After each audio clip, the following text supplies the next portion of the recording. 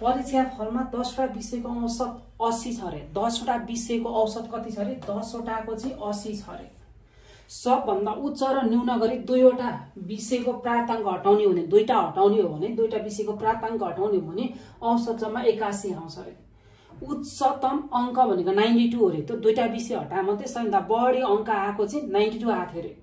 अनि हो भने न्यूनतम अङ्क कति होला भने सबैभन्दा कम अङ्क कति आएको रहेछ निकाल भनेको छ है साथी। अब यहाँ ध्यान दिनुहोस् है। अब पहिला सुरुमा के गर्ने भने यो 10 वटा सब्जेक्टको अङ्क कति आएछ जम्मा अङ्क भनेर निकाल्नका लागि 10 ले औसतलाई इन्टु गर्नुपर्छ। 10 इन्टु 80 गर्नु हो भने 800 आउँछ। 10 वटा विषयको अङ्क हो। त्यसै 2टा विषय हटाउने भएपछि 10 मा 2टा हटाएपछि 8 वटा 8 वटाको कति हो त भन्दाखेरि 8 इन्टु कति रहेछ त औसत 81 रहेछ भनेपछि यो 8 ले 81 सँग इन्टु गर्यो भने 8 वटा विषयमा प्राप्त गरेको अङ्क आउँछ। इन्टु गर्दा कति आयो भनेदेखि यहाँनेरि 648 आइदियो। हेर्नुहोस् है।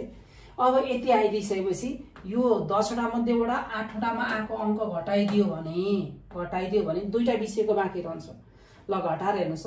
10 मा 8 गयो 2 बाँकी, 9 मा 4 गयो 5 बाँकी, यो 7 मा 6 गयो 1 बाँकी भयो। 2टा सब्जेक्ट बाँकी छ जुन त अधिकतम र न्यूनतम बाँकी छ।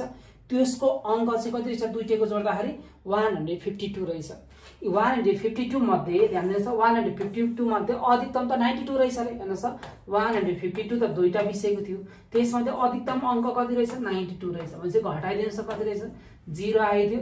यो 15 मा 9 गयो 6 आयो 60 आयो। भनेपछि न्यूनतम कति हो त भन्छ? न्यूनतम अङ्क कति रहेछ? 60 रहेछ। त्यसैले यसको आन्सर डी भइगयो है साथी। डी।